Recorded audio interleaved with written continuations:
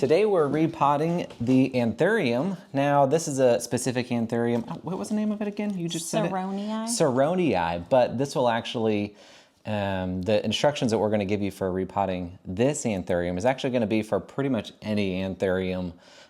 I hesitate to say that, like any common Anthurium. Some of the more really rare ones you might be a little bit more specific with, Yeah, but but for most anything, common Anthurium, this is going to be it. This has some berries that are coming as well, so that's what these funky little characters are. Berries. We also have, yeah, that's from after its bloom. We also have a little bit of mold, so we can talk about that on today's episode of our daily plant vlog, day 15. Look at us. What do you know about it? Isn't that fun? Yes. Now, we got this plant from our friends at Steve's Leaves, so we're really excited about it. It's a huge specimen plant. Do they use this like as a mother plant? Yeah. To grow other? Okay. Yeah, but they had two, so that's why they gave us an extra one. Nice. Well, they didn't give it to us, but, well, I don't know. Maybe they did. I need to check the invoice. I'm not really sure. We buy wholesale from them as well, so Tanner I don't know doesn't pay the bills. I don't know if it's on the invoice. Oh, I or not. actually owe them. I better need to get go on it. I need to go look at that invoice. Sorry, our friends at Steve's Leaves. Erica will pay you We'll get on it today. after this video, okay? All right, so the first thing we need to do, we got to get it out of the old pot. How about that? Yeah. Do you want to squish the sides? Get it all loosened up for me? Ew, but it's moldy, Tanner. So we have started to, or we have decided to go on and continue with our daily vlog, so that's exciting. It's been fun. It'll be interesting to see how it evolves sort of over time. It's already evolved in just 2 weeks. Yeah, big time. know? Today we are also going to be treating our Kentia Palm because we've realized that it has spider mites. And that's probably why it has not been doing so well, which I'm actually happy about because it's nice to have an answer. It's better to have an answer than nothing at all. Yeah, like with my knee. You can treat spider mites. With my knee, there was no answer. Yeah. So we're just like, oh. Sometimes. This is extremely wet. Yeah, that's why the mold is happening. The mold, yes. You can see I ripped out a few of the roots right there. Not terribly ideal, but also, what are you going to do? It was very root bound. The roots were coming out through the drainage holes, so sometimes... As you can see, being root bound did not hinder the plant's performance. It never does. Right now, so the mold is happening because the soil has stayed wet. There hasn't been a lot of airflow. It hasn't had a ton of light right now. It's been in our house for the past couple days, but it's not... Yeah, you have to think this was ready. This was used to the greenhouse, you know, with all the airflow that it had. Yeah, and the light and all that. Yeah. Yeah. And it's in kind of a more moisture retentive soil. That's what we're going to be changing out today because this soil is great for greenhouses, not as great for plant walls in our house. Regular houses like ours. So I want to start by just, first of all, the mold on the top, not a big issue. You can scrape it off. You can scrape it off. It's not going to hurt the plant at all, I guess, is the really, the overall sort of sentiment. A lot of people get kind of nervous about it because mold is generally just not a good thing. We don't think of mold and be like, yeah, that's not a problem. Yeah. Usually if there's mold, there's like lots of problems. You've got an issue, yeah. There's not a whole lot that we need to do. This thing is super root bound, so we might have to... He's just putting his finger in there and kind of creating a little bit of a I'm trying to find space. I'm trying to find somewhere to get an edge, you know, because this is so... The roots are so tightly compact. It looks like noodles. Yeah, they're not coming apart very, very easily, which isn't that big of a deal. I think actually what I'm going to do, baby, is leave this just as is. I don't want to disturb it a whole bunch right now. Maybe we do that a little bit at a different time, you know, if we need to up pot it or whatever. But I'm fine with keeping it really root bound and just as is. And we're going to use not that much of a bigger pot, if at all.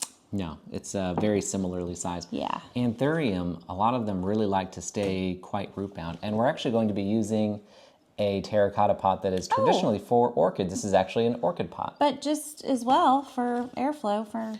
Yeah, the reason that they have orchid pots with the terracotta, these little with these slits on the side. Usually terracotta pots just have the hole on the bottom, and then the slits on the side are added for the terracotta or for orchid pots. The reason is because orchids, the Phalaenopsis, a lot of orchids, they grow on the sides of trees as epiphytes, so they don't grow in the soil at all. So they really like that airflow. They love the airflow around their roots. So the terracotta will help with that, and then the extra slits in the side will help with that.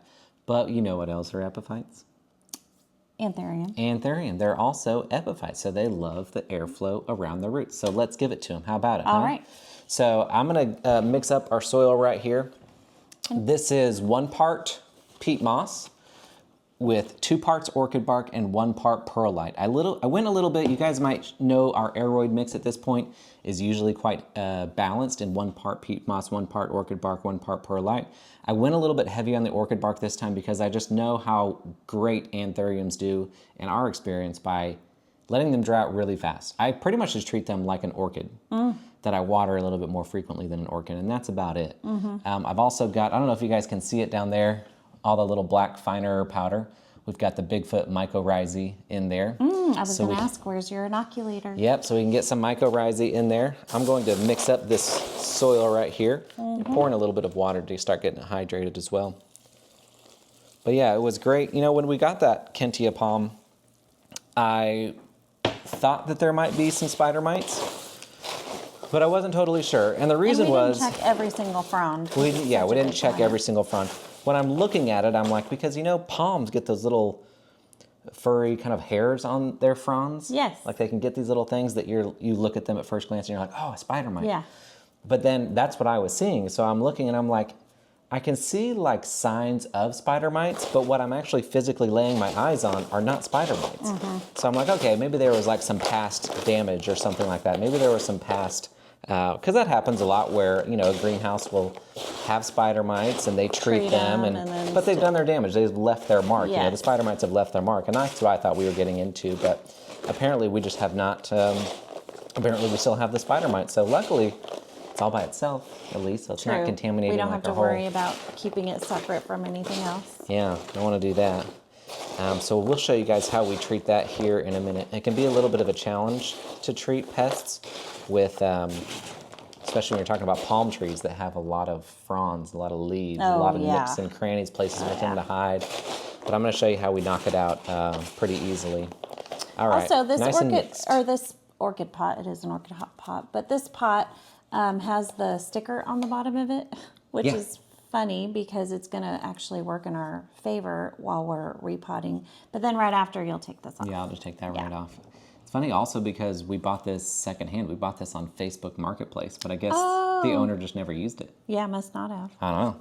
Your loss, my gain. Well, there's soil in there, though. Yeah, they must have kept it maybe outside or something, because it does look like there was soil in there at one point, but I don't know. Who knows? Maybe it drained out the side enough. Maybe.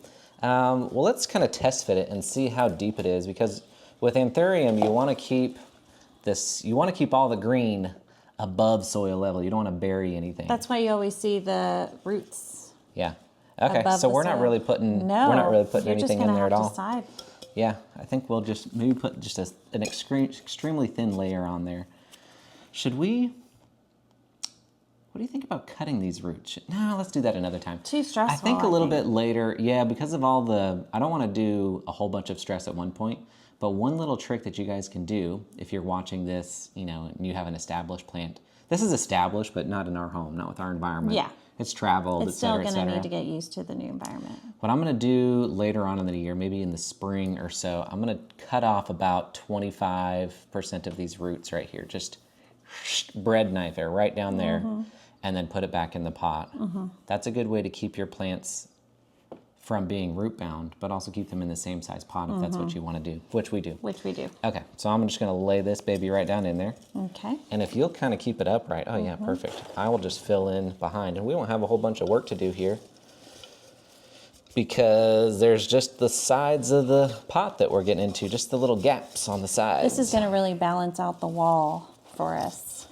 And you already put a clip up, right? Yeah, I did put a clip up already, a little pre-action over there.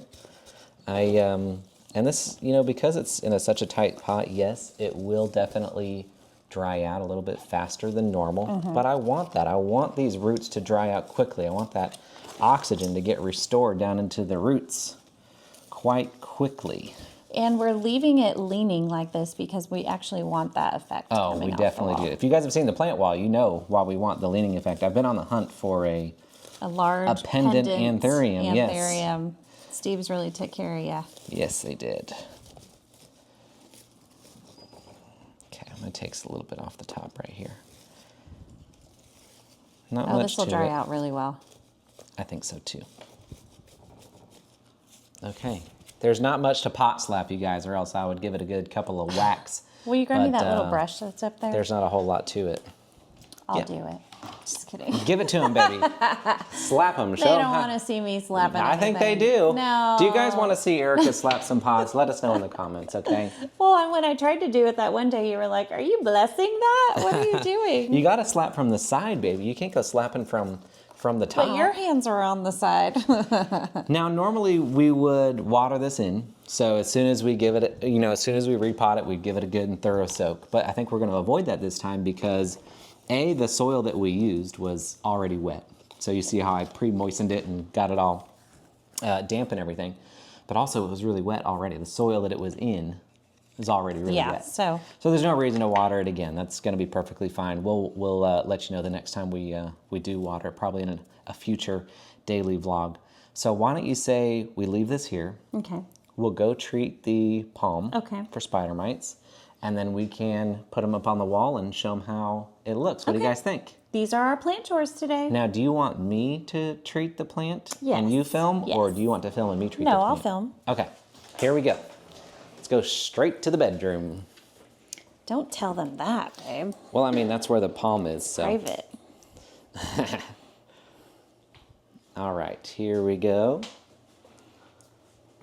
That's where the plant will be going. That's where the palm, or the Anthurium will be going. Okay. I've got my little spray bottle right here. We can go in. I hope the lighting's okay. This door constantly closes, so I'm gonna kind of try to prop it open with a shoe.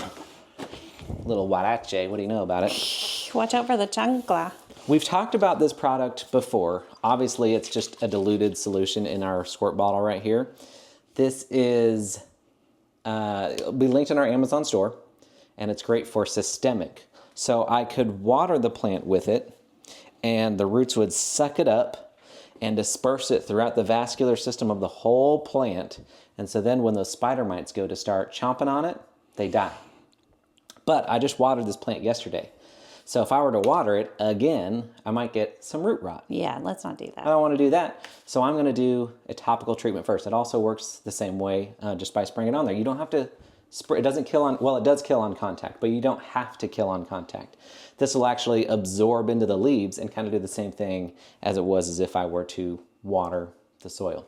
So I'm just going to start spraying to my heart's desire. I need to highlight some of the areas that I actually can see them on, because I can see them on this frond right here. I'm going to try to get all throughout the bottoms and the backs of the leaf. Now again, I guess I'll tell the story again just to tell them how we came across this product. So we own a plant shop, and so we buy wholesale plants all the time. We have a grower in Florida who called us. We've become pretty friendly with him. We chat and everything when we place our orders and all that. We talk industry stuff. And he was like, "Hey, have you heard about this product for spider mites and all the mealy bugs and scale and all these different things?" They said they were having really good results. So we were like, "Tell us more." Yeah, let's try it. And it's great because it's super affordable. It's completely organic to the point where they don't even label it as an insecticide. It's not like a harsh chemical or anything like that. It doesn't smell bad. Doesn't smell bad at all because it's completely organic. I think there's a lot of rosemary in there. That's kind of what I'm picking up on, is the rosemary scent. But yeah, it's a fantastic, and we've had great results at our store as well. We've had great results. Sometimes growers will send us plants that have pests on them, and we just send them back. Not our favorite. Not our favorite, because we have to send them back, especially when they're cool, when they're like really collector plants. It's a big. Where it's like, dang it, I really wanted those. And then they have, and we send them back. But now we don't send them back. We just treat them. And 1 or 2 treatments every time we've used it thus far has taken care of everything that we've got. So it's been really fantastic, because usually I'm still sending some back. If it's too much and I don't want to deal with it, I'll send it back. It's been great because usually we have, our employees have to wipe down every single leaf. But I'm pretty much done right now. This is systemic. Exactly. Yeah. All you have to do is spray it on the leaves. But that would be the answer to why it's just declining, no matter, even though we're giving it everything it needs, it even has its own humidifier. That's why we say, I think the average hobbyist would take this and immediately repot it. You're so freaking right. Yes. Yes, that's why, you know what? And that would just make the problem worse. Right. That's why we always tell people, I'm so glad you brought that up. Because so many times, like I can guarantee you every single houseplant forum that you're on right now, you could go on there and someone sees, you know, a yellowing leaf like this. It's root bound, repot and it. all of the comments are going to say, go repot it, repot it, repot it, repot it. But what happens if you do that? But now all you've done, if I were to just go and repot this right now, A, that's not going to take care of the spider mites, so my problem is going to persist, and then I'm going to get discouraged when the plant died, despite 100 people in the comments telling me all I needed to do was repot it. Repot is kind of like, in store, I've explained to people, it's kind of like scheduling a lobotomy because you have a headache. Oh yeah, we use that. Yeah, it's like brain surgery for, hey doc, I've got a headache. Better do some brain surgery. Huh? Yeah. Can I just drink some water? Yeah. Can I take a Tylenol? You know what I mean? Yeah, so it's a very similar thing. But it's a knee-jerk reaction, and people Yeah. think that a repot is going to cure all their issues, but really, an already stressed out plant like this one with a repot is just going to get more stressed, and we call that compound stress. We call that compound stress, compound shock. I don't know if that's true, if it's made up or if I made that up as far as I know. Compound stress, yeah. Yeah, the compound stress, it's like, oh, I've got spider mites. What do you want me to do? Oh, should I completely take it out of the pot and stress it everything. out even further? Yeah. No, why would I do that? I'm just going to treat for the spider mites. But you got to know what you to look for. I've seen even seasoned plant parents miss the spider mites pretty much every day of the week. Spider mites are really tricky to spot. And my 47-year-old eyes don't do a very good job of it. But your little 34-year-old eyes do. Well, your 33-year-old ones did. I don't know about the 34s yet. Hey, well, they saw them today. Oh, well, then, yeah. So they still work. Yeah, they work. We would have shown you guys what they look like, but even... They're so small that you wouldn't even see them on the camera. You need like a macro. You need a macro lens. On the back very small. side of the leaves. And that's the other thing. I think the average hobbyist looks for pests on the tops of the leaves. Or they're looking for something. I think I'm out. Or they look for something. Whenever I'm telling people, hey, have you checked for pests yet? Oh yeah, I don't see anything. There's nothing going on. They're looking for something very obvious. Yeah. Like a big old. There's some big old spider like mites just chomping away like or whatever. Dust. They look like dust. And I'm telling you what, 99 times out of 100, out of the hundreds or even thousands of consults I've done over the years, they almost always have spider mites or even mealybugs or any kind of pest, really. They're just so great at hiding, so easy to miss. Right. For the average little plant person. I was just saying like the average, hobbyist. Like beginner maybe is what I'm thinking. Okay, that's all done. Okay. Now on the next watering, I'm going to use the pest treatment on it again.